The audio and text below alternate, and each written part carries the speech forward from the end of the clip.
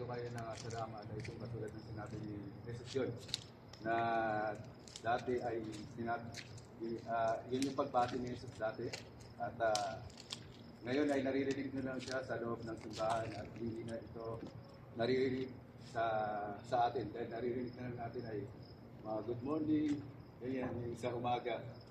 Pero dito ay lagi niyong maririnig yun. Ang salamat na ito ay, di ba sa simbahan, maririnig din niyo yung sinabi ng pare na peace be with you, magbati kayo ng kapayapaan. Diba? Peace be with you, peace be with you, yung maririnig niyo. Pero dito ay maririnig niyo yan sa bawat Musliman.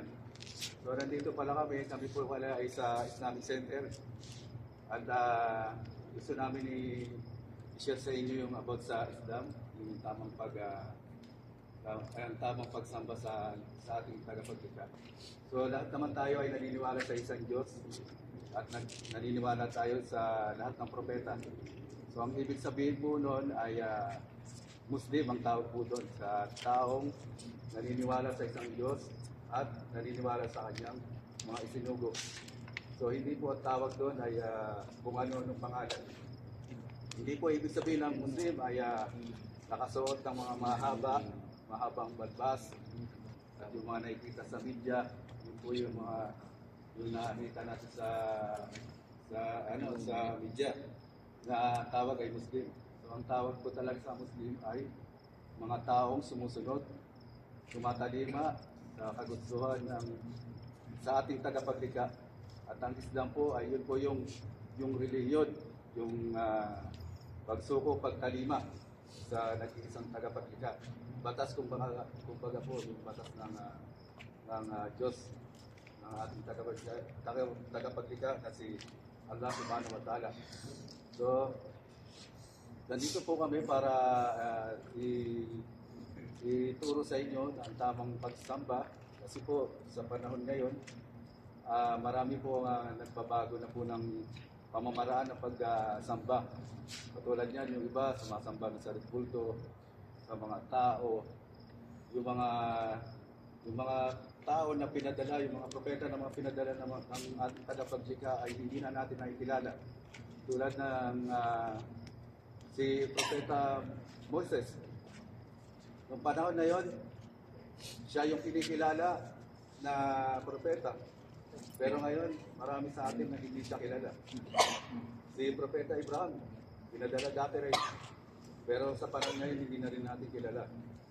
Si Propeta Noah, marami na rin, nakikilala lang natin siya dahil doon sa barko.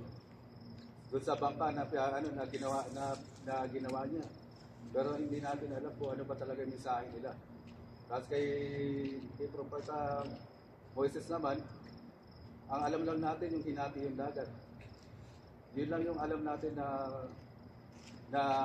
nakatatak sa atin kung ano ba talaga yun. Tapos kay Isa alayhisalam, kay Jesus, ang alam lang natin ay anak siya ng Diyos. Pero dito po, ipapaliwanag natin kung ano ba talaga, kung sino ba talaga si Jesu Cristo. At ang magpapaliwanag po nito ay si Ustad Ahmad Campo. Inshallah. Lahat po, magandang gabi po sa inyo lahat. Kasi na po kayo kung pag-start po natin. Pangalawa ay kung may Muslim dito ay binabati ko po kayo ng Assalamualaikum. Salam. So, sa pangatlo, paliwanag ko muna po bakit kaya kung alam nyo na o hindi pa nyo alam yung bakit nagbabatian yung mga Muslim ng Assalamualaikum. Ano kaya ang meaning nito? Ano kaya ang kahalaga nito sa mga Muslim? Ito muna po siguro ang aking i-share po sa inyo. Assalamualaikum. Ako po nga pala si Brother Ahmad, no? Taga-Cavite po ako. Taga-Dasmariñas, Cavite. Dahil po akong dati pong Kristiyano, iba sa akin dito. At way back 2007, ako po ay Muslim. Matagal na rin po ako sa Saudi. At alhamdulillah, dito na po ako. Namuti yung 1997 pa po ako dito sa Saudi. So, hindi kumulang 20 plus na ako dito is, alhamdulillah, katulad niyo po, dati ay, alhamdulillah, ay naghahanap din ng katotohanan, naghahanap din ng tamang religion, naghahanap din ng tamang Wala po sir. pagsambaba. Sayang. So, hindi po natin sinasabi Kaya sa Anong susunod, page? Anong page mo? Alex Sports TV po. Siraan. O, baga ay pasakitan kayo. No? Kami po ay nagpunta rito para Ano i-share po lamang. maganda pong maikon po sa Tatanggapin nyo. Sa Alhamdulillah. title? Tatanggapin. Alhamdulillah. Ano, kumbaga, Una sa lahat, dawa Assalamualaikum. after Pagka ng, nagbabati ay ng, Assalamualaikum. ng, laro, kumbaga sa ganun. ating religion noon eh. Dawa po. Sa Katolik. Dawa. DAW. DAWWAH. Dawa, ganun. Ay, tama, dawa. Ganun. DAWA. Double A, Pagkain mo H. ng kapayapaan ay mabasa iyo. Lecture, parang lecture muna after ng laro. Sige po. Salamat po. Alex, ano? Alex Sports TV po. Actually, kung babagkasin natin ang lahat ng Ganyan? kasaysayan, Alex Sports. Yung Alex po tsaka sports magkades. Arabic ang pangalan ng Ipopost nyo yan mamaya. Kasi bakit? Opo. Siya pinanganak siya sa ano eh. Rinig na rinig ba yan Pinanganak po agad? siya sa, Opo. Rinig po. sa, sa Jerusalem, di ba? So, hindi naman nagsasalita sila ng Tagalog, di ba? Kaya hindi ang pangalan ni Jesus ay Jesus talaga. Hindi rin naman siya pinanganak sa England o kaya United States para ang maging pangalan niya, Jesus. Di po ba? So ngayon, parang kung sinasabi natin na Assalamualaikum, siya ay pinanganak sa Jerusalem.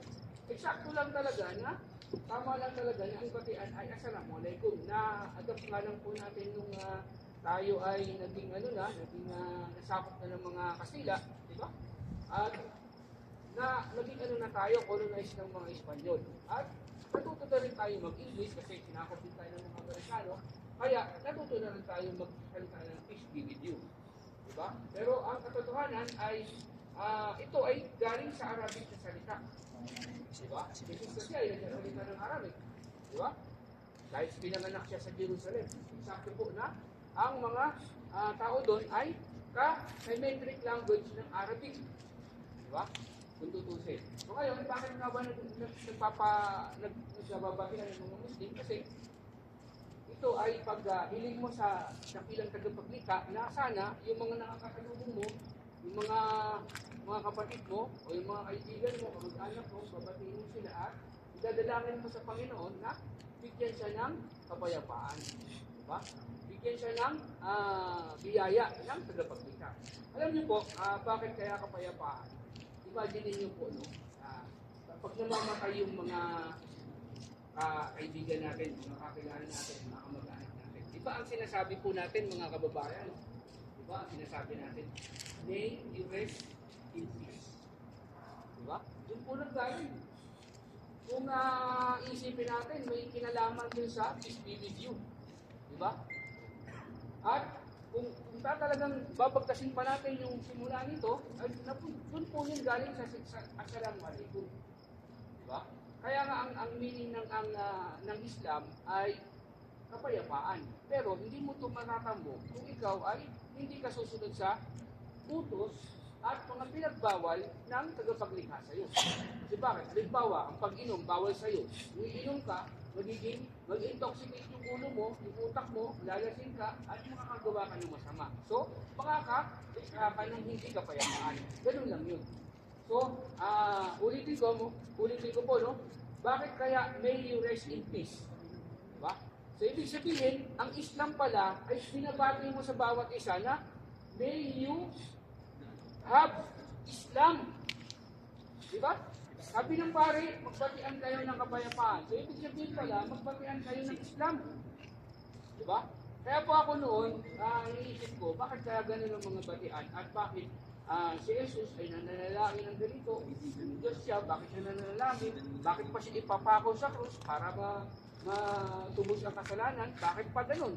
Samantalang ang Diyos mapagpatawad. Hindi niya na kailangan pang magpatay ng isang nilalang para mapatawad lang tayo. Diba? Yun po yung iniisip ko. So ngayon, halimbawa, may you rest in peace. Bakit? Sa kabilang buhay ba, sa kamatayan, magulo? Bakit yun ang binabati ng mga tao? Nakasanayan ng mga Pilipino, nakasanayan ng mga ibang lahi na may you rest in peace kapag namamatay. Kasi po, talagang, kailangan natin ng kapayapaan talaga. Di ba? Kahit sa kabilang buhay, inaasam natin na kapayapaan. O bakit kung inaasam natin ang kapayapaan sa kabilang buhay, why not dito sa mundo? Alang maging payapa tayo. Kaya ang pagbabatian ng kapayapaan ng mga Muslim ay pinapractice para dito pa lamang sa mundo ay magkaroon na siya ng kapayapaan. Maalala ng bawat mga Muslim na binabati mo, ikaw Muslim, ikaw na nagsasabi na nasa Islam, kailangan dapat payapa ka. Diba? Dapat sumasamba ka ng payapa sa Panginoon mo. Dapat may kapayapaan ka sa puso mo, lalong-lalo na sa darating ng mga panahon doon sa kabilang buhay. Kaya nga, may you rest in peace. So, kung ita-translate lang po natin sa araw na Assalamu alaikum. Diba? Kasi yun eh. So, dito pa lamang sa buhay, kailangan na po natin ng Islam. Kasi bakit? Inaasam natin doon sa kabilang buhay eh. So mga kapatid, kaya po kami nandito ay una yun, i-share namin sa inyo ang Islam. Wala po kaming ibang hangarin na kayo ay pasakitan at kumbaga lintuhin sa mga pananampalataya. Kumbaga binibigyan namin kayo ng malinaw na pagpapakumpara. Diba? Kung tayo noon ay nakakaalam ng kapayapaan at gusto natin ng kapayapaan, umaasam tayo ng kapayapaan din doon sa kabilang buhay, kailangan pa ba natin mamatay para maasam natin yung kapayapaan? Kailangan pa ba natin maranasan yung kamatayan para tayo magkaroon ng kapayapaan? Hindi. Dito pa lamang sa mundo, kailangan dapat payapa tayo. Diba? Kailangan payapa tayo. Ano yung magiging payapa natin? Yung ating kaluluwa, yung ating puso, yung ating kaisipan para magkaroon tayo ng kapayapaan sa mundo. Di ba? Yun ang hangad ng Islam. Kaya merong Islam na relihiyon.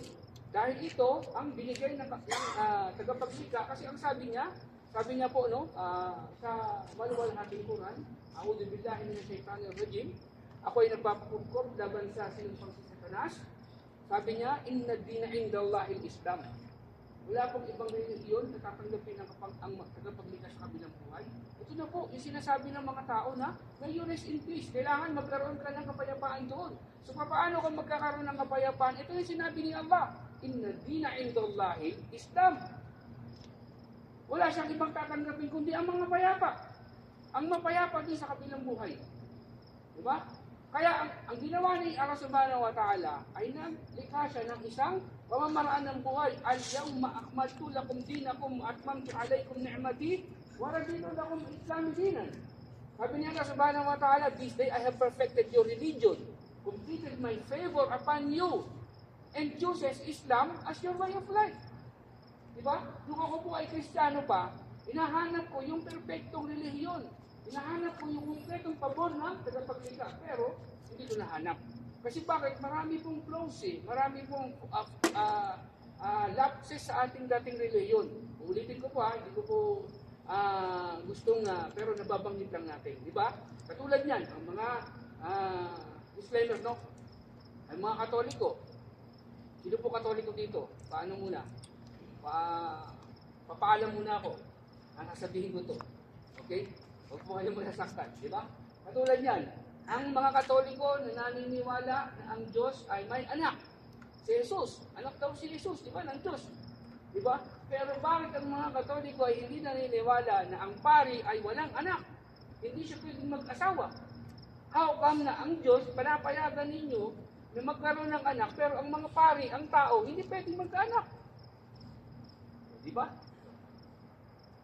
Meron pong mga, may mga born again naman, to speak with, kailangan pang ilublog sa tubig para tayo ay maligtas.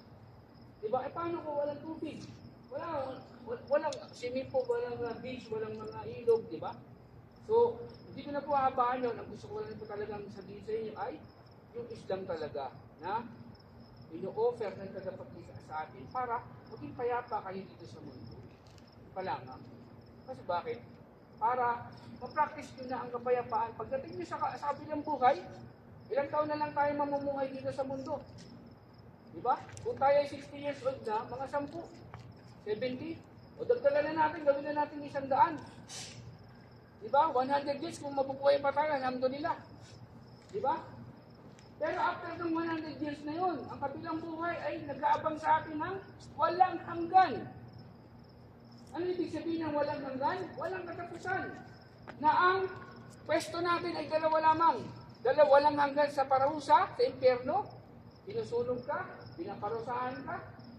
Diba? At walang hanggan din sa paraiso ni Allah subhanahu wa ta'ala. Innal ladhina kafaru min ahli al-kitabi wal mushrikina fi nari jahannam. Nari jahannam, sa maapoy, mananahan siya sa apoy. At sinabi rin ni Allah subhanahu wa ta'ala, kabalikaran naman, innal ladhina amanu wa amilu salihat, ulaika hum khairul bariyah. Doon naman siya sa paraiso ni Allah mananahan. So ngayon, meron po tayong choices sa dalawa. Hindi po natin masasabi natin na no choice. Di ba minsan napipersa tayo na gawin isang bagay o hindi gawin ng isang bagay kasi wala tayong choice. Hindi. Si Allah subhanahu wa ta'ala, imagine niyo, kung lahat tayo mapupunta ng paraiso, hindi na siya gumawa ng impyerno. Di ba? O kung lahat naman tayo mapupunta ng impyerno, hindi na siya gagawa ng paraiso. Simple lang. Di ba? Pero, nag-aabang sa atin ang paraiso. Bakit? Doon tayo galing eh. Saan ba galing si Evan agad? Doon. Di ba? Kaya doon tayo babalik, doon tayo nakadestin. Ang problema nga lang, tayo ang pipili. Tayo ang pipili, mga kapatid. Mananampalatayang Islam at hindi mga mananampalatayang Islam. Kapatid din namin kayo kay Adan. Kahit hindi kayo mananampalatayang Islam.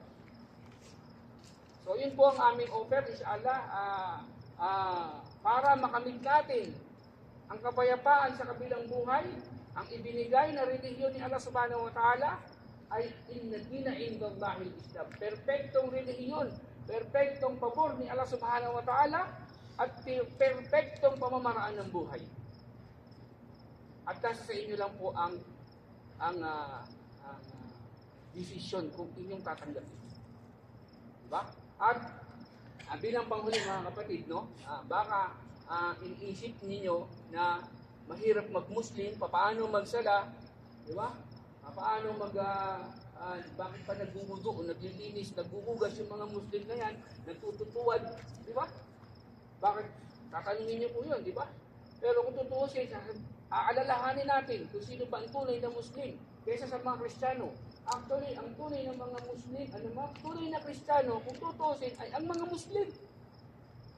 Bakit? Tingnan niyo po. Ang mga Muslim kapag magsasala o magdadasal ay naghuhugas ng mga katawan na ginawa naman ng mga propeta at ni Jesus alayhi salam. Di ba? Pag siya pumapasok ng templo, iniiwan niya ang kanyang panyapak at pumapasok siya sa templo at magdadasal. Sino ang gumagawa? Mga Muslim. Ang mga Muslim ay nagpa-fasting, nag-aayuno ng isang buwan hanggang sa 4 na po araw at sa gabi. Di ba? Sino ang gumagawa? Mga Muslim. Di ba? Kaya kung tutuusin, kung sino ang mga Kristiyano talaga ay ang mga Muslim. Kung tutuusin. Sino ang mga nagbabalbas? Mga Muslim din. Di ba? Hindi naman nagbabalbas ang mga Kristiyano. Di ba? At sino ang hindi kumakain ng baboy? Mga Muslim din. Nakabasa na ba kayo po ng mga account sa Biblia, mga verses sa Biblia, kapitulo sa Biblia na kumakain ng baboy ang mga propeta? Di ba pinagbawal talaga? Actually, pinagbawal sa Bible ang pagkain ng baboy. Sa Leviticus, sa Deuteronomy, at maging sa Isaiah. Di ba? Kung sino pa kung tatanungin natin kung sino ang mas karapat-dapat na tawaging mga Kristiyano na sumusunod talaga sa gawain ni Kristo, ay ang mga Muslim. Kaya, Kung tatanungin nyo, bakit ganyan? Sino nagpapatira pa? Nagpatira pa si Jesus, alayhi salam. Nagpatira pa si Moises, nagpatira pa si Abraham. Nagpatira pa sila Isaiah, sila David, sila Solomon. Nagpapatira pa sila kapag sila nananalangin. Sino ang gumagawa? Mga Kristo na Muslim. Diba? So, mga kapatid, isa po itong bukas na paanyaya sa inyo na piliin nyo po ang kapayapaan dito pa lamang sa mundo. Diba? Huwag nyo pong tingnan yung, alam ko, maaring sabihin ninyo, bakit ang mga Muslim, ganyan, ganito. Diba? Huwag nyo pong tingnan yan kasi nga, pangit na nga eh, pati tingnan nyo pa. Diba? Ang titingnan natin, ang kukumparahin natin, kasi ang ating doktrina, ang ating pananampalataya, paniniwala. Kasi bakit? Kung tingnan nyo, bakit may mga magdanakaw na Muslim? Eh, titingnan nyo rin mga Kristiyano, meron din, parehas. Kung may rape sa Muslim, meron din rape sa mga Kristiyano, parehas. Kung may mamamatay ng tao sa Muslim, meron din mamamatay sa Kristiyano, di parehas. O di wag natin tingnan doon, kasi parehas lang naman. O di tingnan natin yung katuruan. Diba? Ang katuruan ay, ano? Al-yawma akmaltu lakum dinakum wa atmamtu alaykum ni'mati wa raditu lakum al-islam dinan. Sabi ni Allah Subhanahu wa Ta'ala sa panahon na ito, sa araw na ito, this day I have perfected the religion. Pinumpleto ko ang pabor para sa inyo at pinili ko ang Islam bilang pamamaraan ng inyong buhay. Pamamaraan po ito ng buhay. Kasi bakit? Matulog ka, paggising mo, pagtulog mo ulit, pamamaraan ng buhay. May kapayapaan ka sa pagsamba sa tagapaglikha ng nasa gusto niya. Yung sinasabi ni brother na pamamaraan. Diba? Okay? So muli, ay ino-offer ni Allah Subhanahu wa Ta'ala at ginagamit lamang po kami para maging Muslim kayo at magkaroon kayo ng kapayapaan dito sa mundo. At lalong-lalo na doon sa kabilang buhay. Diba? At mapabilang kayo sa mga sa relihiyon ng mga propeta. Diba? Bakit? Diba? Kung tatanungin po natin kasi kung Katoliko si Kristo o Kristiyano si Kristo, baka, diba? Hindi natin masagot. Pero, sabihin natin na si Jesus, ang mga propeta ay sumusunod, sumusuko, may kapayapaan, sa tagapaglikha, masasabi natin na Muslim sila. Okay, so hanggang dito na lang muna siguro ang mga kapatid at ako ay muli ng pasensya dahil kayo ay na-story. Kung meron po kayong tanong, inshallah ay maraming pong salamat sa pagbibigay niyo po sa akin ng pagkakataon niya. Wallahi lazim, ako ay nagpapasalamat ng pupuri kay Allah Subhanahu wa Ta'ala dahil ang nakasama ko po kayo isang malaking karangalan po sa akin at sa aming mga kasama na kayo po ay makadaong pagpalagan. Inshallah, ha? Ano ba? Oo. At para at least masabi ko po yung announcement natin, no? Kasi kinakausap ako ni brother Ibay, no? Ibay ba bro? Ibay na. So wala po kayong tanong doon, inshallah. Yung sino pong gustong mga Muslim, kung tatanggapin nyo, wallahi, mapasa inyo ang kapayapaan dito sa mundo hanggang sa kabilang buhay. Diba? Ang mga pari, ang mga ministro, ang mga pastor, nagmumuslim na mga kapatid, sila ay nag-aral ng relihiyon, ng theology, ng ilang taon, 10 taon, hanggang 11 taon, nag-aral yan. Pero bakit nung nalaman nila, narinig nila ang Islam, nag-Muslim sila? Diba? Okay? Diba? Kaya, panyaya po sa inyo. Panyaya po sa inyo. Sana, gabayan kayo ni Allah Subhanahu wa Ta'ala. Dahil si Allah Subhanahu wa Ta'ala, pinipili lamang niyang magiging Muslim. Ang gagabayan niya.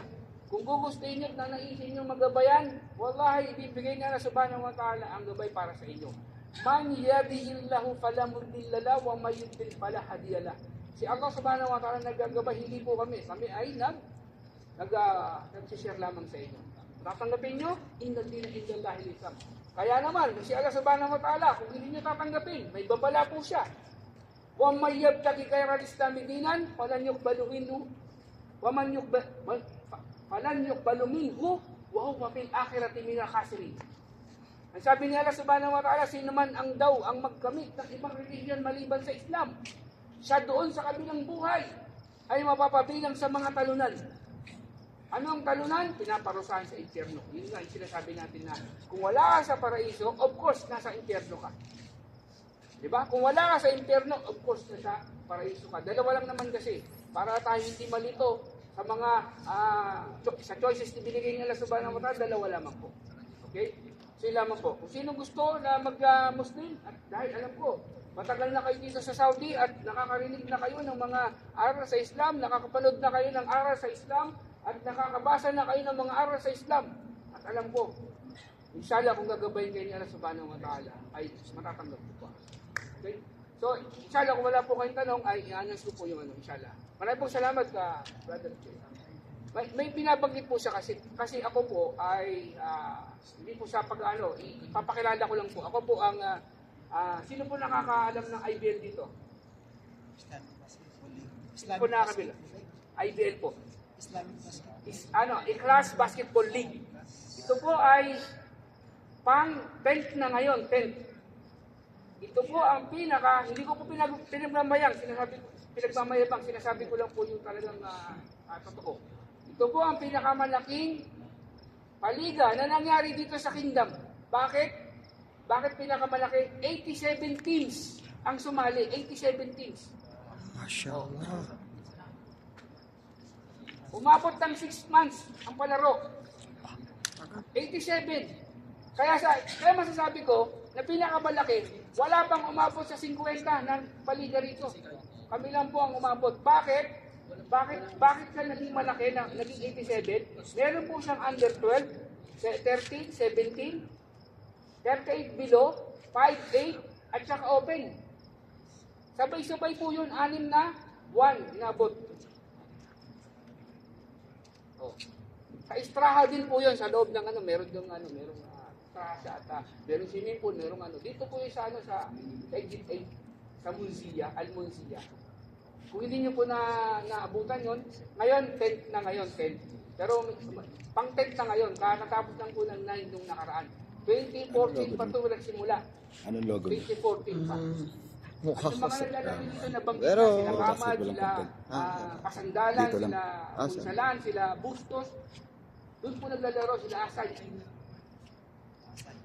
Doon po naglalaro. Kaya ngayon ang gusto kong sabihin, nag-offer siya sa atin ng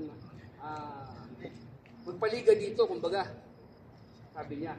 Kasi may nangyari lang na paliga, isang beses lang at hindi na naulit.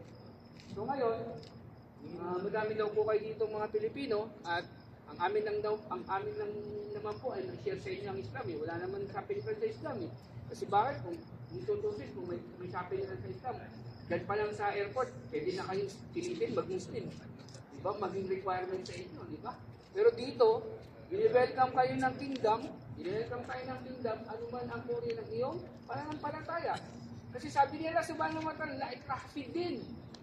Kadabay na rushdu minal gay. Sabi ni Allah subhanahu wa ta'ala. Walang sabi nito sa religion kasi malinaw ang tama sa mali. Malinaw ang tama sa mali. Kayo ang mag-iisip, magpipili. Okay?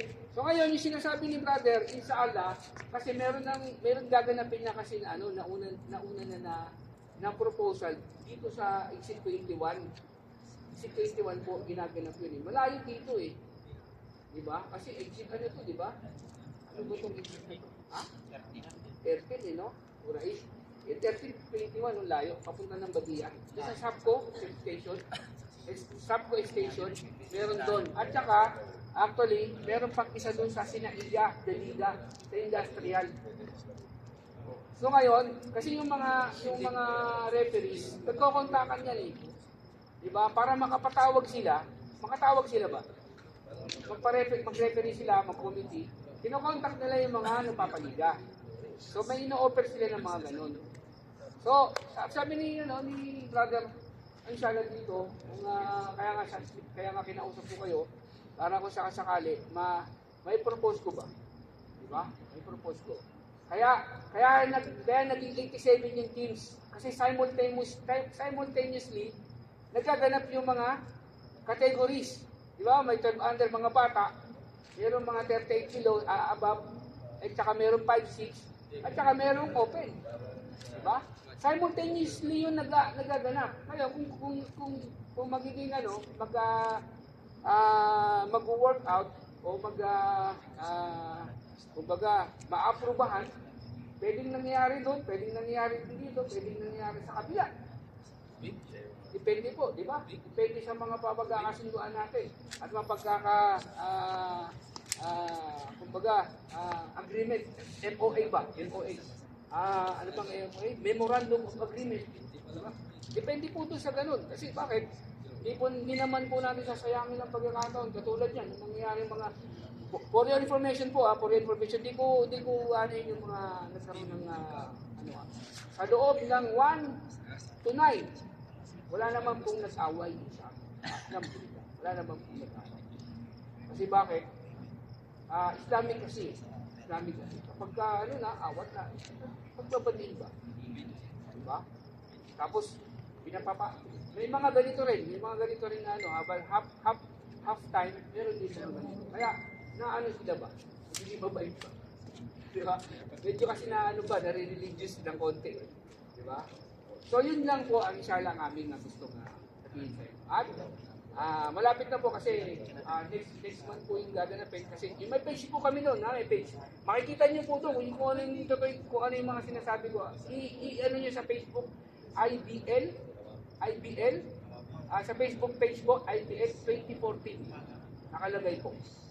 Baka mahanap niyo po yan, inshallah makita niyo po doon yung mga activities, yung mga teams na sumali at mga players na kasi pinopost po doon yung mga pictures, videos at saka doon po nangyayari yung mga announcement ng laro, announcement ng kasi naka-live yun naka-live yung page na yun.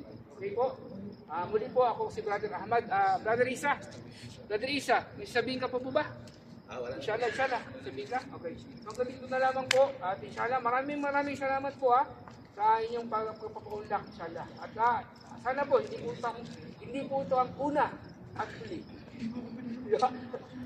Inshallah, hopefully na magkita po tayo. Umasa po na papayagan pong muli ni Allah subhanahu wa ta'ala na magkita po tayo muli para sa pagsasaluhan natin sa pangrelihiyo naman.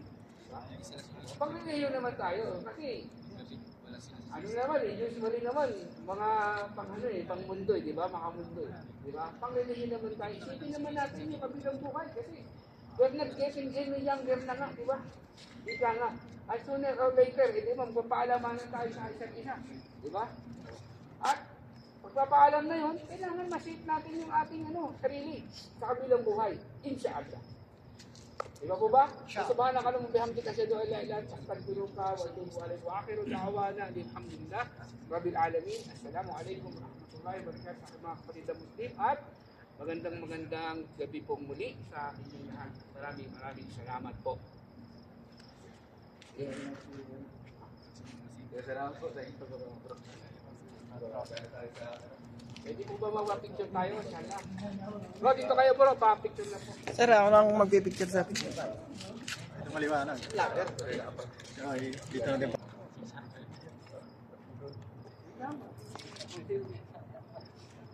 Mayroon pa si stats. Yan lang sa'yo Alex Black. Mayari siya kasi.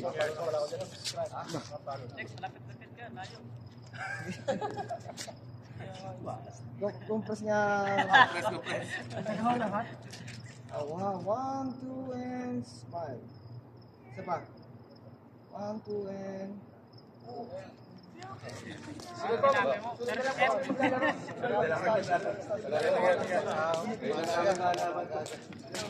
So yun, napakinggan natin ang panyaya ni Mustad yun. Sa lahat, yan. Thank you so much sa nanonood po. Alright, at saka nakinig. Alright. So, sa lahat po, yan. Invited po kayo. Yan, alright. Ingat po lagi and mas salam.